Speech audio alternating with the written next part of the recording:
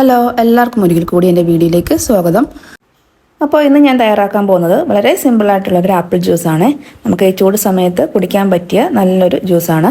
അപ്പോൾ അതിന് വേണ്ടി ഞാൻ 3 ആപ്പിൾ എടുത്തിട്ടുണ്ട്. അപ്പോൾ അതിന് മുമ്പ് ആരെങ്കിലും സബ്സ്ക്രൈബ് ചെയ്യാനുണ്ടെങ്കിൽ ഒന്ന് സബ്സ്ക്രൈബ് ചെയ്ത് സപ്പോർട്ട് ചെയ്യണേ. ഇപ്പോഴത്തെ നമ്മുടെ ഈ ചൂട് കാലാവസ്ഥയിൽ പുറത്തുനിന്നൊക്കെ കിട്ടുന്ന കാർബണേറ്റഡ് ആയിട്ടുള്ള ഡ്രിങ്ക്സൊക്കെ, അതായത് 7up, പെപ്സി, കോള അതേപോലത്തുള്ള ഡ്രിങ്ക്സൊക്കെ അങ്ങ് ഒഴിവാക്കുന്നതാണ് നല്ലത്. കാരണം ഡീഹൈഡ്രേഷൻ സംഭവിക്കാൻ സാധ്യതയുണ്ട്. അപ്പോൾ വീട്ടിൽ തന്നെ ഉണ്ടാക്കുന്ന ജ്യൂസുകൾ കഴിക്കുന്നതായിരിക്കും കൂടുതൽ നല്ലത്. കഴിവതും മധുരം കുറച്ച് ഉപയോഗിക്കാൻ ശ്രദ്ധിക്കുക. അപ്പോൾ 3 ആപ്പിളും ഞാൻ കട്ട് ചെയ്ത് എടുത്തിട്ടുണ്ട്. ഇനി നമുക്ക് മിക്സിയുടെ ജാറിലേക്ക് മാറ്റാം. അപ്പം മിക്സിയുടെ ജാറിലോട്ടെല്ലാം മാറ്റിയതിന് ശേഷം ഇതിലേക്ക് ഒരു ചെറിയ 2 നാരങ്ങയുടെ നീര് ഞാൻ ചേർക്കുന്നുണ്ട്. അപ്പോൾ വലുതാണെങ്കിൽ 1 നാരങ്ങ മതി. ഇപ്പോൾ ചെറുതായതുകൊണ്ട് ഞാൻ 2 നാരങ്ങയുടെ നീരാണ് എടുത്തിരിക്കുന്നത്.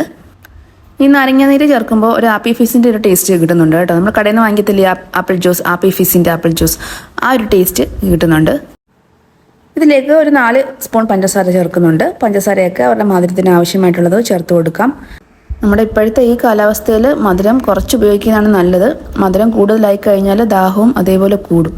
അതുകൊണ്ട് മധുരം അല്പം മാത്രം ചേർക്കുന്നതായിരിക്കും നല്ലത്. പിള്ളേർക്കൊക്കെ ആകുമ്പോൾ മധുരം ഇല്ലാതെ അവർ ജ്യൂസ് കുടിക്കത്തില്ലല്ലോ.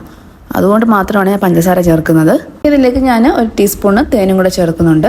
അതും കൂടെ ചേർത്ത് കുറച്ച് വെള്ളം മാത്രം ഒഴിച്ചിട്ട് നന്നായിട്ട് അരച്ചെടുക്കാം. ആദ്യം അരയ്ക്കുമ്പോൾ കുറച്ച് മാത്രം വെള്ളം ചേർത്താൽ മതി. ഒരുപാട് വെള്ളം ചേർത്ത് കഴിഞ്ഞാൽ ആപ്പിൾ അരയത്തില്ല. അതുകൊണ്ട് ആദ്യം കുറച്ച് മാത്രം വെള്ളം ചേർത്തിട്ട് നന്നായിട്ടൊന്ന് അരച്ചെടുക്കാം.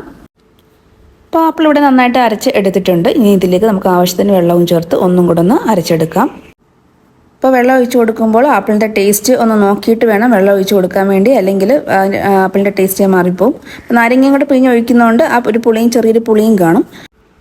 അപ്പോൾ അരച്ചെടുത്ത ജ്യൂസ് നമുക്കൊരു അരിപ്പയിലൂടെ അരിച്ചെടുക്കാം. നമ്മളിപ്പോൾ ജ്യൂസ് ഇടിങ്ങി എടുത്തത് തൊലിയോടല്ലേ, അപ്പം ഈ കൊന്തെല്ലാം തൊലിയും കൊന്തും എല്ലാം അതേപോലെ ഇങ്ങനെ കിടക്കും. അപ്പം നമുക്ക് കുടിക്കാൻ ഒരു സുഖം കാണത്തില്ല. അപ്പോൾ അതെല്ലാം ഒന്ന് അരിച്ചെടുത്തിട്ട് വേണം കുടിക്കാൻ എടുക്കാനായിട്ട്. ജ്യൂസറിനായിട്ടാണെങ്കിൽ കുഴപ്പമില്ല, അതിന് കൊന്ത് വേറെ അതേപോലെ ജ്യൂസ് വേറെ ആയിട്ട് കിട്ടും. അതിപ്പം പിന്നെ അരിക്കേണ്ട ആവശ്യമൊന്നുമില്ല. അരിച്ചെല്ലാം എടുത്തിട്ടുണ്ട്. അപ്പം ഞാൻ 3 ആപ്പിളല്ലേ എടുത്തത്. 3 ആപ്പിളിന് ഒരു 5 ഗ്ലാസ് ജ്യൂസ് കിട്ടിയിട്ടുണ്ട് കേട്ടോ. അപ്പോൾ നാരങ്ങാനീര് ചേർത്തേക്കുന്നതുകൊണ്ട് തന്നെ ഞാൻ പറഞ്ഞതുപോലെ നല്ലൊരു ആപ്പി ഫിസിൻ്റെ ടേസ്റ്റ് കിട്ടും. അപ്പോൾ പിള്ളേർക്കൊക്കെ ഒരുപാട് ഇഷ്ടപ്പെടും കേട്ടോ.